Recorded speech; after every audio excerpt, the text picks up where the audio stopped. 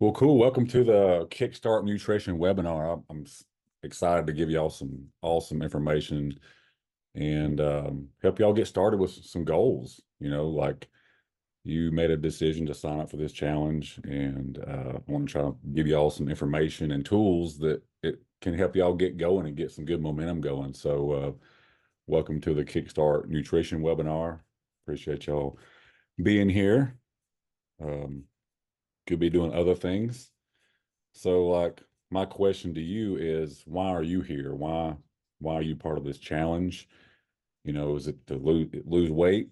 But what's the deeper reason? Is it to have more energy, better future, more confidence?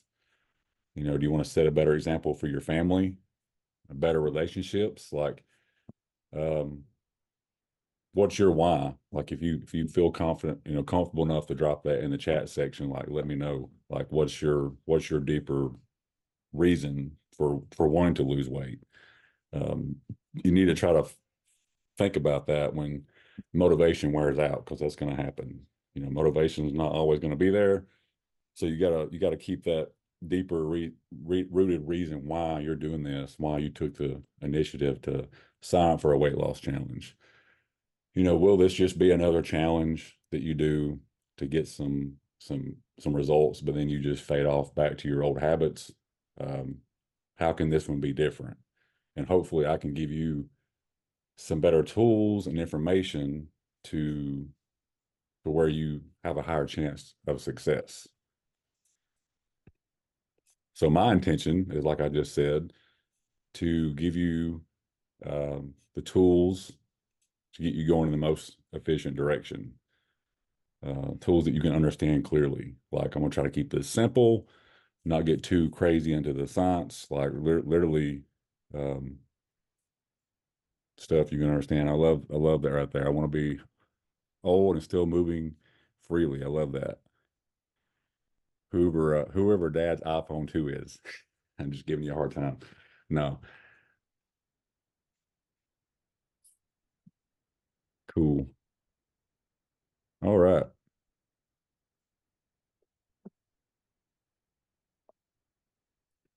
So is your metabolism broke? Is your metabolism broke? Is it slow? What do y'all think? I know a lot of y'all think your metabolism's broke or slow. It's just like little burning embers. Nobody's metabolism's really broke, but we need to get it blazing. I don't believe in is I don't think there's a such thing as a broke metabolism, but I do think that a lot of people are walking around with metabolisms that are just like burning embers. So, like, you think about a campfire, it needs to be like blazing. Jim said, "I want to lose weight and have my healthy eating habits going into my later years." I love that. Yeah, because I mean, we're not in our 80s or 90s. We got a long ways ahead of us. If we don't start making some better habits now, what's the quality of life going to look like, 10, 15 years from now? So that's what we're here for. So first of all, I want you to know it didn't happen overnight. Like, I get it. After working with hundreds, maybe even 1,000 people at this point, like, it's just years of like bad habits. And a lot of it's just stuff that you don't know that's going on. It just happens, like, next thing you know, I don't think anybody wakes up and decides to be unhealthy or 30, 40, 50, 100 pounds overweight. Like, I don't believe that. I don't think that's a life that anybody wants to live. I just think it slowly happens. It's not all your fault. I like to use the pickaxe analogy. So that's like, I want you to imagine like a house, like your home. What if one person was to come up every now and then and just take a little pickaxe and just take a little chip at the foundation? Would that have any impact? Probably not. Like, it would take like hundreds of years before that would ever like start crumbling the whole home. But the reality of it is, a lot of us have multiple people with pickaxes around our home right now, around your health. It's bad eating habits. That's a guy with a pickaxe. That's environmental stuff. you know, and the more things that happen, stuff starts happening like insulin resistance. That's another guy with the pickaxe, PCOS, thyroid issues, sleep starts getting affected, stress, environmental, and then you can get into deeper stuff like cosmetics and alcohol. Next thing you know, you got like 20 people or more around your home with pickaxes. Well, at that rate, how much time do you think you have before there's damage, before the house starts crumbling? Like it's going to happen sooner than it's really not a matter of if, it's a matter of when, you know, that house starts to crumble. And that's unfortunately where a lot of people are. And unfortunately, what's even more sad is that's when that's what it takes for people to start making change is when they do get the bad phone call from the doctor, or they're just so far down the bad health path that it takes something life shaking for them to finally start changing. And that's so sad because who's got time for that? Like who's got time to go to doctor's visits and you know, even the insurance is a joke. Like they don't pay for specialists. Like I'm working with busy moms right now that has insurance, but the insurance companies don't want to cover the specialty that they're having an issue with. So they're left with thousands of dollars of out-of-pocket expenses. It's a joke. So just know that I know that none of this you did on purpose, and you know it didn't happen overnight. So how do we fix it? It really sums up into four things here, four categories that will take your metabolism that's currently more than likely burning embers and turn that into a blazing fire. And that's going to be muscle, protein, walking, and the 80-20 rule. So I'm going to elaborate on each of these categories as we go through this evening. Small changes add up. Like it doesn't take going from where you are now to doing something super, super, super strict. Like, and that's what a lot of people do this time of year. January the 1st gets here and they go from no structure at all to eating like shit to all of a sudden doing something like keto, low carb, tons of cardio, a juice cleanse. And yeah, that usually works at first. Uh, it usually brings the scale down. You know, people get that instant gratification of seeing the numbers go down, but after a couple of months, they can't hang in there anymore because it was just too much, too fast. They try to go from zero to hero, and it's just not sustainable. So that's the pattern I see and have seen in the past 24 years that I've been in the fitness space. That's what most people do this time of year. But it doesn't take that. It literally can take something as simple as swapping out your sugary drinks for something like water or Diet Coke. And I'm a numbers person, and I want to show you kind of how that works. Let's see here. So one bottle of Coke. So in other words, 1 pound of stored body fat has 3,500 calories. So 1 pound of stored body fat on you is equivalent to about 3,500 calories. So sounds like a lot of calories, right? Well, if you take a bottle of Coke has 200 calories. So if you're drinking one of those a day, that's like 30 Cokes a month, but only just 17 Cokes has 3,500 calories. That's 1 pound of body fat. So pretty mind blowing, right? You could just literally swap what you're drinking and lose over a pound of body fat a month just by that one simple swap. If you didn't change anything else and just focused on your liquid beverages, you could start seeing progress. How crazy is that, right? Other calorie control methods is like intermittent fasting, low carb, carnivore, keto. Y'all have all heard of these. Or my favorite is eat anything you want. Just be aware. Awareness is key. Like track the numbers. Awareness is the sharpest tool in the shed that you can create. And so many people don't want to take the time to look at nutrition labels or use an app like MyFitnessPal. They'd rather just kind of freestyle and hope that they're doing the right things and hope that it works out.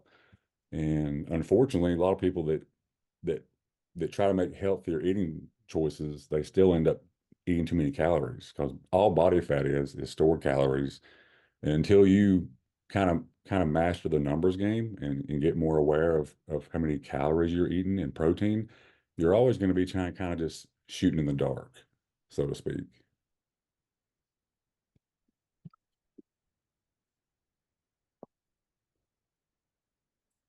So move more. Walking is underrated. So this is another simple thing you can do along with eliminating sugary beverages is take your average steps. So you can find that if you have your phone on you all the time, you can pull up your health app and get your daily average. So I just want you to add 3,000 to that. So if you can, 3,000 steps is equivalent to about 30 minutes. So step math is every 10 minutes of walking is about 1,000 steps. So if you pull up your Fitbit or your health app right now and it says like 3,000, I want you to add 3,000 to that and let 6,000 be your new goal. And that's equivalent to about a 30-minute walk. Do you have to do all 30 minutes at once? No. You can do 3 10-minute walks. I call those movement snacks. So just 30 minutes of walking is around 200 calories. So if you add all this up over 30 days, you have a Coke every day and you walk every day, that's 6,000 calories shaved off by the Coke swap. That's 6,000 calories of burn just from that 30-minute walk. That's 12,000 calories. So that's about like 3.5 to 4 pounds of body fat pulled off of your frame by making those two simple changes. Mind blowing, right? Like, holy cow. Like, it didn't take a juice cleanse. It didn't take doing keto. It didn't take being scared of carbs. It didn't take doing a juice cleanse or a cortisol blocker. It literally just took those two things and honestly, about a pound a week is a good safe rate to lose body fat. Sometimes you lose more, sometimes you lose less, but typically, if you can see on average about a pound loss per week, that's pretty safe. And just like I said, just showed you guys the numbers just by eliminating that sugary beverage around 200 calories and then going for a 30-minute walk. 200 calories equals 12,000 calories a month. And that equates to about 3.5 to 4 pounds of body fat pulled off your frame. You think about that, do that for 6 months to a year, that's huge. You know, one of the biggest, in my opinion, drivers of like inflammation and disease in America is just excessive body fat. It's not preservatives, it's not seed oils, it's not all this stuff that you probably hear about on your social media feed, these fear-mongering people. Yes, later on, when you get the body fat off and you get down to a healthy weight, if you then want to refine it and start focusing more on like cleaner foods and organic stuff, that's great. That's what naturally a lot of us do along our own journey. Like when I first started, I didn't worry about organic or preservatives or organic stuff like or chemicals. I just did what I had to do to get the weight off, and that was the biggest thing I could have done for my overall health. Back when I was 19 years old and I lost 70 pounds. Of course, over time, I wanted to get better. So yes, now I choose some organic foods.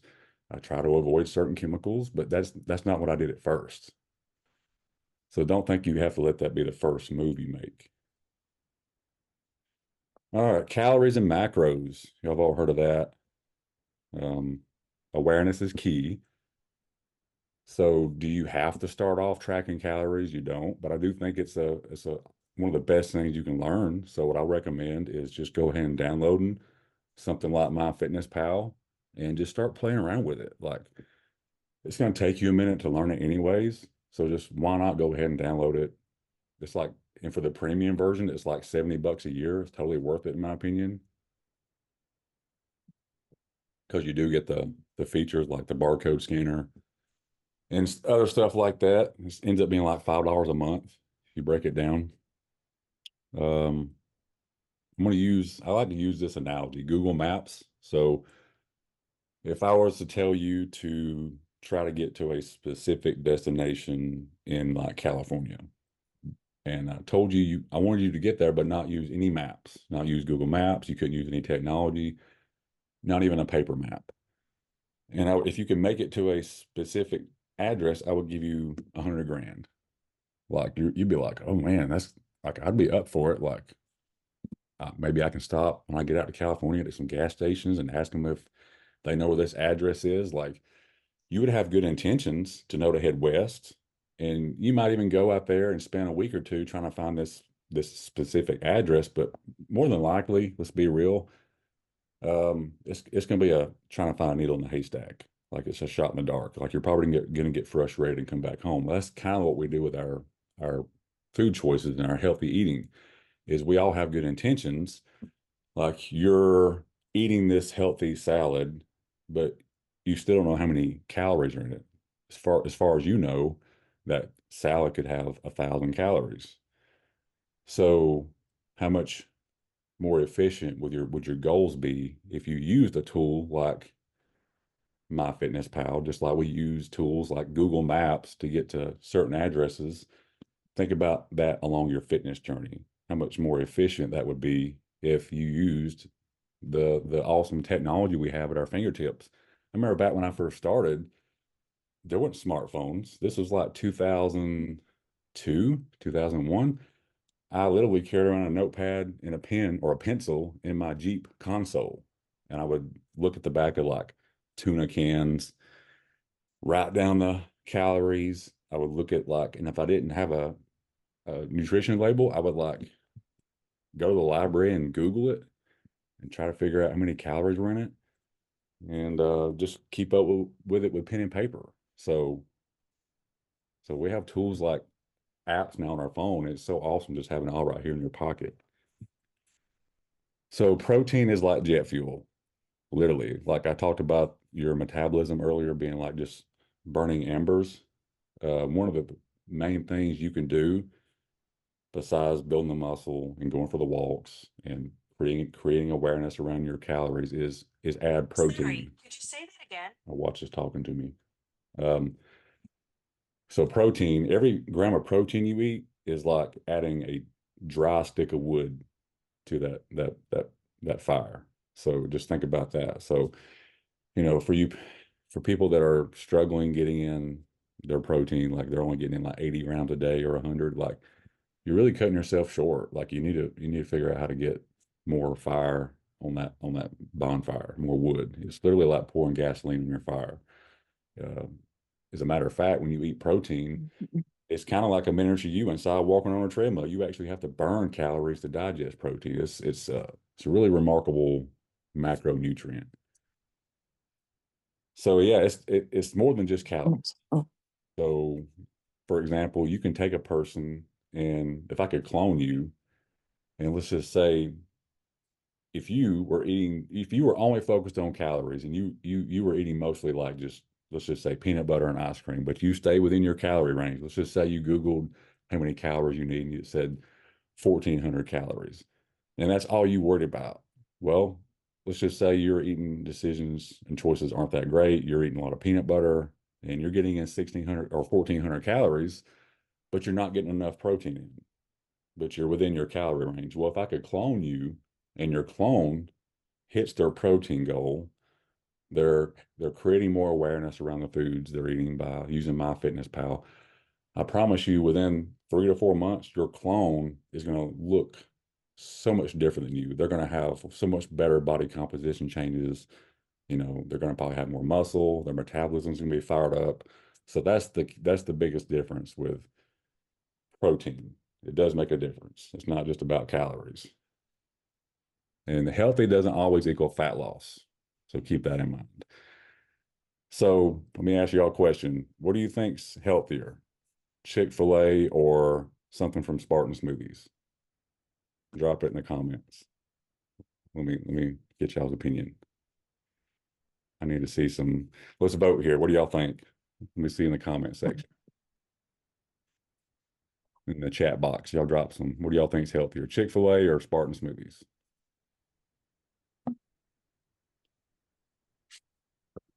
Mm-mm. Spartan. We got one vote in.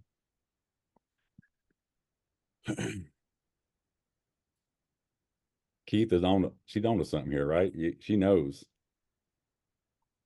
All right. So, little story, and I use this story a lot.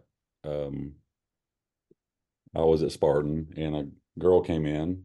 It's her first time there.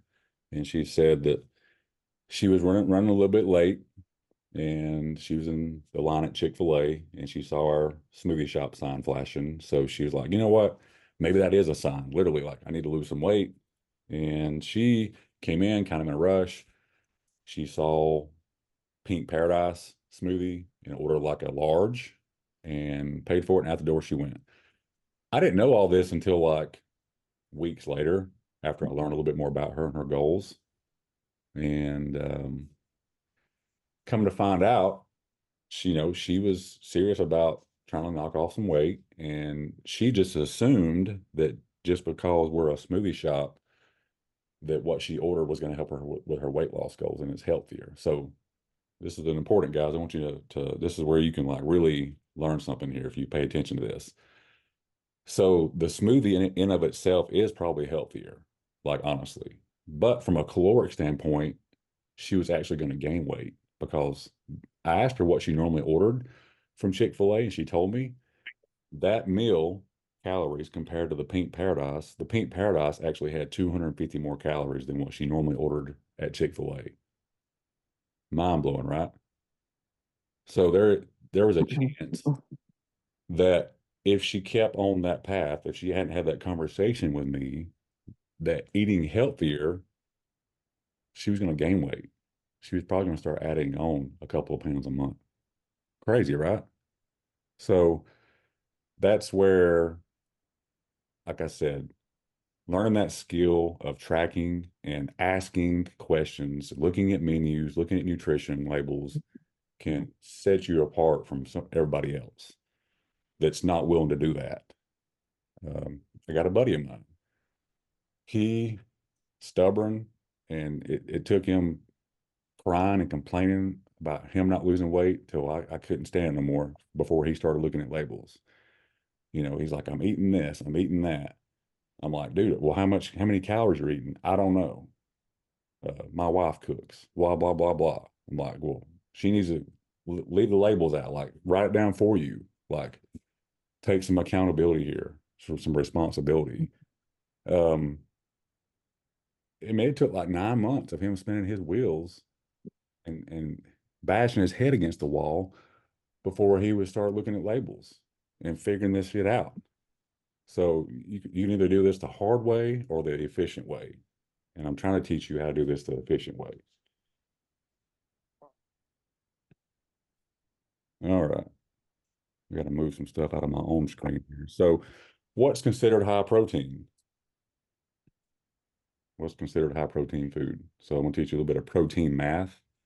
So ideally, when you're looking at labels, um, for food, the food needs to have around 10 grams of protein for every 100-ish calories. So for example, a 400 calorie meal or food item needs to have about 35 to 45 grams of protein for that to be worth 400 calories. Like, and that's in my opinion. Like, I see a lot of microwave dinners. If you go to Walmart and look at the healthy, microwave dinners, some have like 500 calories, which is not terrible, but they only have like 18 grams of protein. It's not too great. Like, if you apply the protein math to that meal needs to have 40, 50 grams of protein.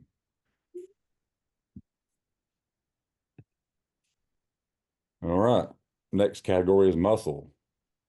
Muscle is the fountain of youth, literally. A lot of y'all think muscle is just for like bodybuilders. If you want to like get all muscly, that's ridiculously like far from the truth. Um, Muscle is literally the fountain of youth. It's like a shield for your immune system. Um, Longevity, like man, muscle just adding a few pounds of muscle to your frame will do so much more for your longevity and future quality of life than what you could ever fathom, like, and think about. So the sponge analogy, so every little ounce of muscle you can put on, all of a sudden your body starts soaking up carbs differently, which I misspelled carbs. So we'll call them VARBs tonight. Um, so carbs. So like for a person that don't have any muscle, when they eat like a little bit of carbs, yeah, it spikes your insulin, and then if you're insulin resistant, it's a whole nother host of issues. So yeah, from a metabolic standpoint, you respond to carbs even differently and food in general when you have just a few pounds of muscle. So just know that muscle is like everything. Helps your bone density. Um, the more muscle you have, the more calories you burn at rest. So for example, that's called BMR, basal metabolic rate. So we're all sitting around, you're actually burning calories. We're all burning calories right now, even though we're just sitting in front of a computer. That's called your basal metabolic rate. Most females are around 12 to 1400.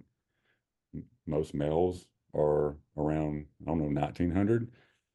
So, and that's just, I tell people it's kind of like a vehicle sitting in the driveway. It's running but not moving. It's still got a lot going on. It's got the engine running, the pistons, same thing with us.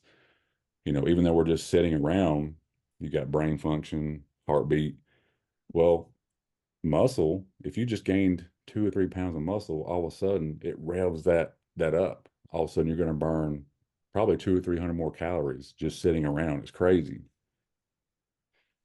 And back to my pickaxe analogy, the muscle that you build is like putting up a firewall or a fence around your home to keep those people with those pickaxes from getting to your house, literally.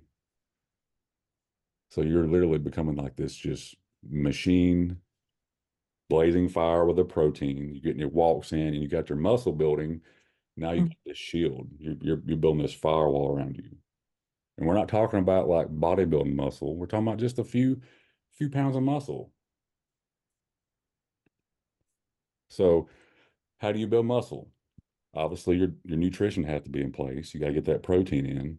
But does it take going to the gym 7 days a week? Nope. Literally something as simple as an at-home workout. So here's an example. I've seen this work many times. So 3 rounds of just some like dumbbell body weight squats, 15 reps. You could get down and do some kneeling or table push-ups. You can't do real push-ups, do kneeling. If you can't do kneeling, then just put your hands on the edge of a table and do those. As many reps as possible is what the AMRAP stands for. Overhead shoulder press with some dumbbells, 12 to 15 reps. Whether you do those seated or standing, it don't matter. A dumbbell deadlift, 12 to 15 reps.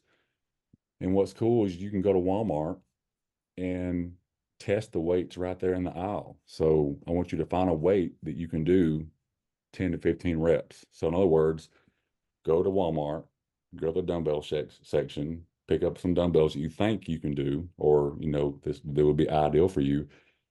If you can't do at least 10 reps of any given movement, it's too heavy.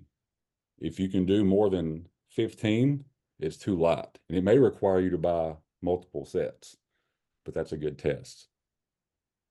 That's a good way to kind of figure it out. And that's a great way to start. Just right there at home. It shouldn't take you but 10, 15 minutes. And that right there alone over the course of 3 months would probably build a 1 or 2 pounds of muscle if your nutrition's in line. All right. How do you create balance in this whole world of like food choices? Because there's so much out there now. Like you go to the grocery store, there's just so many options. So I call it um, the 80-20 rule. You got your low, mid, high octane foods, just like at a gas pump. You pull up to a gas pump, you got those options, low grade, mid, high octane. So it's the same thing with our food choices. So here's an example of low octane foods. These only need to equate to about 5% of your daily or weekly calories. So low octane foods. This is like sugary beverages like your Cokes, your sweet teas, your 400 calorie Starbucks Frappuccinos, candy, fried foods, Pop-Tarts, fast food biscuits, burgers, fries, alcohol, honey buns. This is all good stuff, but and if you've been following me for a while, I'm never gonna bash any certain type of food group. I think there's a such thing as just moderation. I don't have much of this stuff in my life. Like I have it occasionally, 5% of the time. All right. Here is some examples of mid-octane foods. This can be about 15 to 20% of your calories. Protein bars, protein shakes, healthier fast food, even like Cool Wrap from Chick-fil-A, healthier microwave dinners. And you're probably thinking, oh, wow, like I have a lot of this stuff. And yeah, like I think a lot of people do focus too much on this type of stuff. And that's kind of the problem because it's not giving you the most like micronutrient foods that can truly be healing and medicinal. Like food is medicine. I believe that. I call them Jesus foods. So high octane foods that I try to make 75 to 80% of my daily calories is stuff like whole eggs, egg whites, fish, for me, like salmon, chicken breast, non-fat Greek yogurt, fruit, especially berries, potatoes, all of them. Like sometimes I do red potatoes, sometimes I do white, sometimes I do mashed, boiled, sweet, red. It don't matter. I rotate them in and out. Oats, honey, greens, sourdough bread, nuts, seeds. This is not all of them, but this is some of my favorite. So 75, 80% of the time, I'm focused on these foods, making meals with these foods and splashing in a little bit of the other stuff. So what does that look like if you map it out? So here's an example of what a well-structured day looks like. So breakfast would be 2 whole eggs plus some egg whites, sourdough toast with some berries. A snack mid-morning would be like a Fairlife shake and a small Snickers bar. How cool is that? I actually did help a guy lose like 50 pounds and he ate a Snickers bar every day. Pretty cool, right? Lunch, sweet potato bites, ground beef taco bowl. Pretty amazing. If you want that recipe, just message me later and I'll send it to you. A snack like mid-afternoon, cottage cheese cup with some almond slices and honey drizzle. Dinner would be like an ideal meal. And then bedtime, Fiber One cereal with Fairlife milk. Like that is a legit balanced day, in my opinion. And that's kind of like what most of my days look like. Honestly, I don't really deprive myself of fun stuff. As you see, there's a Snickers bar on there. There's some cereal, but at the same time, I'm getting in all the nutrients from like the whole eggs, the berries, sweet potato. I mean, there's so much magnesium, potassium, stuff in those foods that you just can't get from a protein bar. Yeah, they got vitamins, but they've been like chemically added back in a lab. It's not the same. So you want to create balance with this whole journey. This is a pretty cool index. This is a satiety index. So this is a chart on how foods fill you up, like make you full. This is like the nature's semaglutide. This is how food is supposed to work in your body and get you full. So look at that. Look at number one. Look how off the chart boiled potatoes are, and just potatoes in general. Like sometimes I'll slice up my potatoes and put them in the air fryer. But look at that. Look how filling that number is on the potatoes. Next up is oatmeal, oranges, apples. You can't go wrong with building your whole diet plan off this list. You got your protein options down at the bottom. Pretty awesome, right? Pretty cool. And that's called the satiety index. You can Google that. So here's a food volume comparison. I actually did a YouTube video on this. You can actually watch the whole YouTube video on my YouTube channel. But what do y'all think these foods have in common? Drop it in the chat section.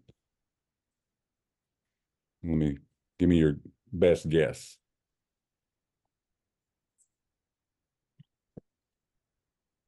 Yep, you're right. They're all about 500 calories.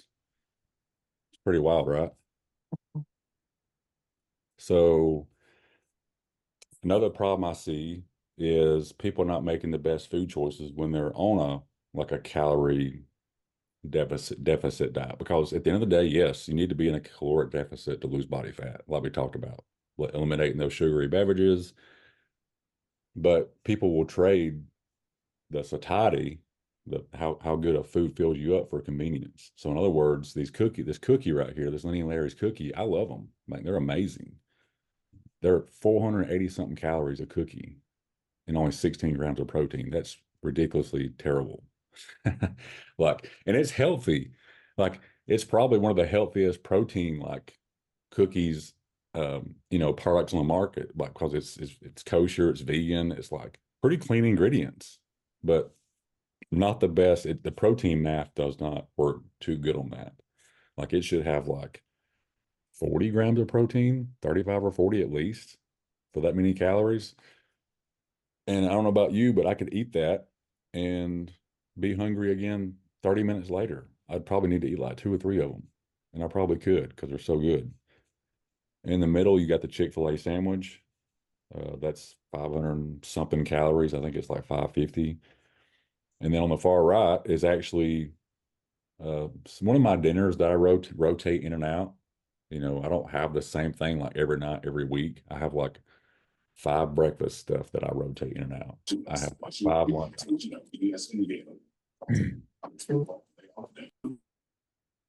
But that meal on the far right, that is chicken that I cooked in a crock pot. I just took like 4 or 5 chicken breasts, threw them in a crock pot, turned on low for 6 or 8 hours or high, and walked away. Like literally nothing I had to spend a lot of time doing. And then I just put all that chicken in an airtight container in the fridge. That way I can have that meat and have options to what I want to do with it. I can make wraps with it. I can throw it on a plate like that and put some G. Hughes sauce on there. You have a sweet potato, and that's actually drizzled with some honey.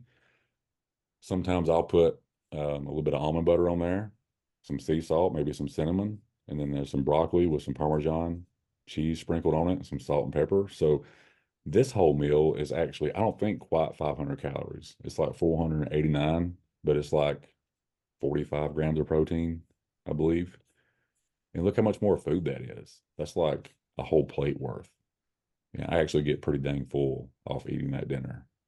To whereas over here, the cookie and the Chick-fil-A sandwich, I mean, I would probably have to eat 2 of the sandwiches to get full, but we know most people's not doing that. They're having the waffle fries and whatever else with it. By the way, Chick-fil-A sandwich and a waffle fry and a large sweet tea is like 1,550 calories. Just FYI. All right. Recipe for results.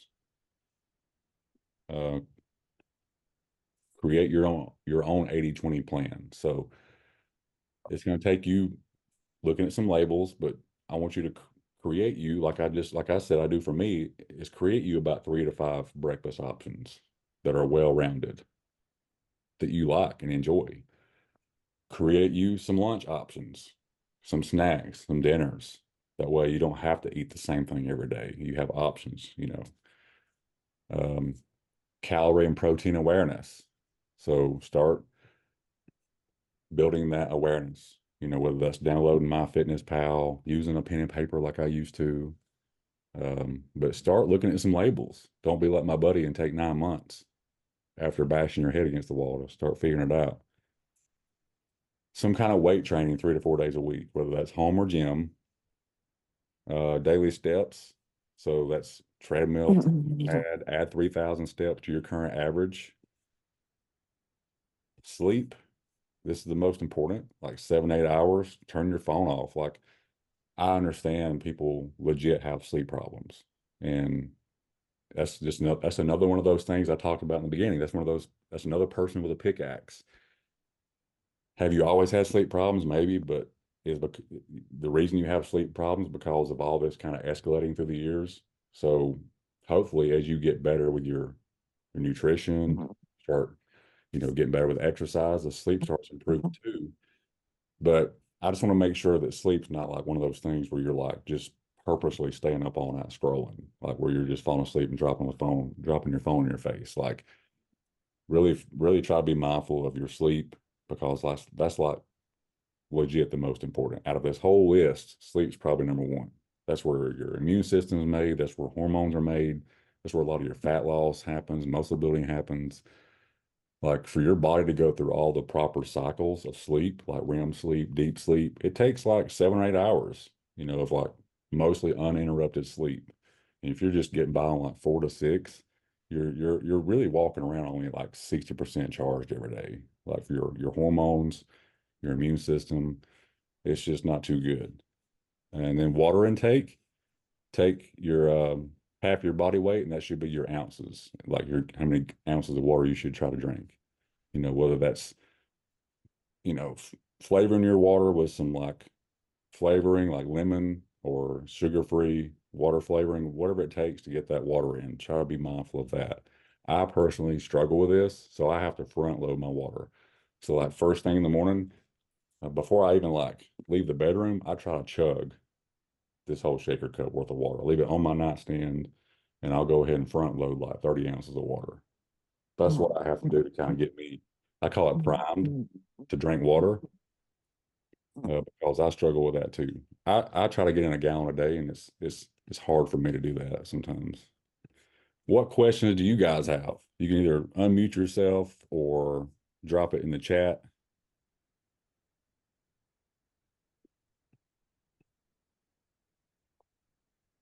Any questions y'all got?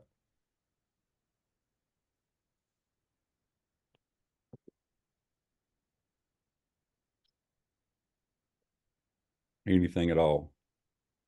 Nutrition related, fitness related? What can I order at Mexican restaurants? So taco salad, that's my go-to. Um, that's the safest bet. And that's really the hardest one because like Mexican restaurants don't list calories on their menu. And it's kind of hard to figure out the calories at a Mexican restaurant. Like, so my safest bet is taco salad. Just don't eat the shell.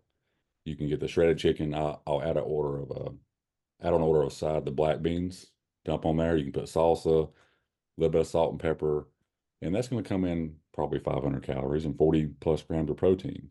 The next best option, like if you were wanting to let loose just a little bit more, is like the fajitas, chicken or steak fajitas.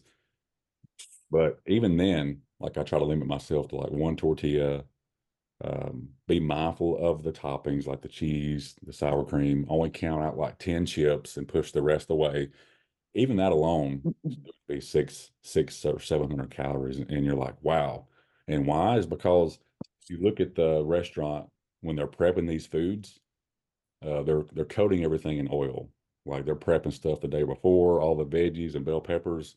And if you go back there in the kitchen, he's just got a flat top grill and he's cooking everything in oil. So that's why calories at a Mexican restaurant can get crazy.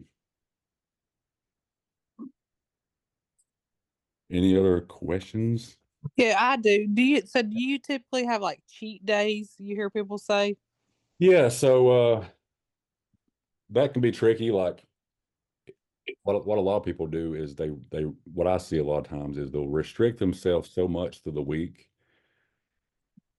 to where it's not like enjoyable, and then they'll have this one cheat meal, but then they binge um, and blow their calories so far out of the damn park, and it makes them feel miserable. Not only that, but then they have guilt. So I call them more like reward days. If you play your cards right through the week and do all these strategies I told you about, you shouldn't feel miserable. As I laid out that example day, you should feel full and satisfied to where when it comes to be the cheat day or the reward day, you can just honestly have a more indulgent meal and be done with it, like and not binge. Does that make sense? Yes, that does. That makes more sense. Just kind of like having more like a cheat meal, but still just not overdo it. Yeah, And like I do struggle to get my protein in, so I've got to work on that. So thanks for going over all that. That's very helpful. yeah, so like for me, I'll do almost like 95, 100% perfect through the week. Like, man, I'm Mm. hitting my protein, I'm getting my workouts in, I'm hitting my steps goal on my Apple Watch. And then usually on like Friday or Saturday night, yeah, like I'll order me a burger from Chili's and have some fries and like one of the Alpha cookies that we started carrying at Spartan. And that's it. Like, in the next day, I'm back on track. Um, yes, like during the holidays, it's rough. Like, I mean, Yeah. this past month was crazy. There was so much food. I love the holidays. I'm so blessed to have the family to go to. And but yeah, I ate my face off. Like, there was just so much good food, and I couldn't wait to get back on my routine. Like, man. So, but under normal circumstances, I'm doing almost damn near perfect through the week, and then on the weekends, I just truly enjoy a burger and fries, and then get back on my game the next day. Okay. That's helpful. Thank you. Yeah, you're welcome. What else we got? I know we've been going at it for almost an hour. Appreciate y'all hanging in there that long. I'm gonna give it like 30 more seconds. If I don't see any more questions pop up, we'll call it a night. And of course, um, I'm verbally going to say it on this call, and I'll also drop it in the Telegram group. But so we got what, 7 weeks ahead of us for this challenge. So I want you guys to share information in the group, post pictures of your steps. I want to see some of y'all knocking out steps, screenshots of your step count. I want to see some meals. So post some pictures of high protein options that work with that protein math that I talked about. I want to see some stuff from you guys. So feel free to share some little snippets of your journey inside the Telegram group. And like I said, I'm also going to drop that in the chat too tonight to encourage you guys to share a little bit about your journey. 21-day fast. Started Sunday. I'm drinking water that day. So fasting, I think there's a lot of power in fasting. I think, anytime the human body can go like without food for like 12 hours, there's some cool healing stuff that happens.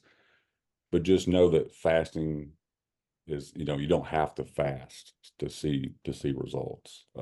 Intermittent fasting, all that stuff I said earlier is just tools and vehicles to get you kind of kick started. I don't think any of them are sustainable. If you personally feel like doing keto would be a way to kind of like get you going for a few weeks, then do it. But just know that's not sustainable. Like, it's not, you don't have to. Like, I love carbs. Obviously, if you're a diabetic, yeah, we may have to watch some stuff. But even with a diabetic, honestly, you can still eat some carbs. They just need to be the right carbs. Um, so fasting is great, but just know it's a tool, it's a vehicle. You don't have to do that. But if you feel like that would help you, and you're not going to come off that fast and go binge and mess with other stuff, then so be it. I do have another question. Yeah. So typically, like for example, the weather's kind of cold, so I feel like it's kind of harder to get out right now currently to get in steps like for people that sit at a desk. Do you have any other recommendations? Like, which I mean, I don't have like a treadmill or Yeah.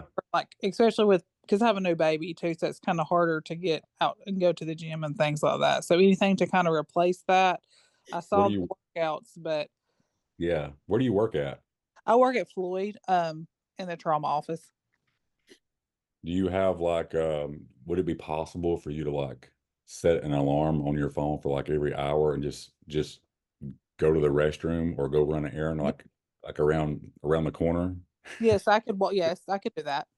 And I So do like, some steps in at work. It just depends on like different days, different things. But I could set my alarm for like every hour to get up and like walk. yeah, like I got a guy that works at the car lot and he sits on a desk all day. Well, every hour he's got his alarm set where he'll go and just do like one lap around the whole dealership and come back.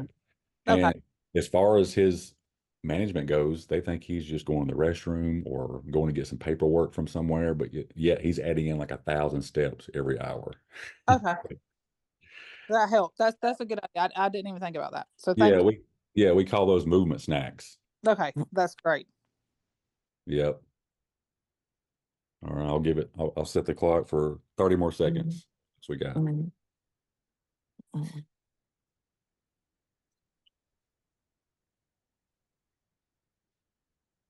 Like I said, I appreciate you guys hanging in here this long and joining the call, being part of the challenge. Hope this was helpful. Obviously, if you got any other questions or you think of something, you can drop it in the Telegram group after the call or just reach out to me privately. Well, cool.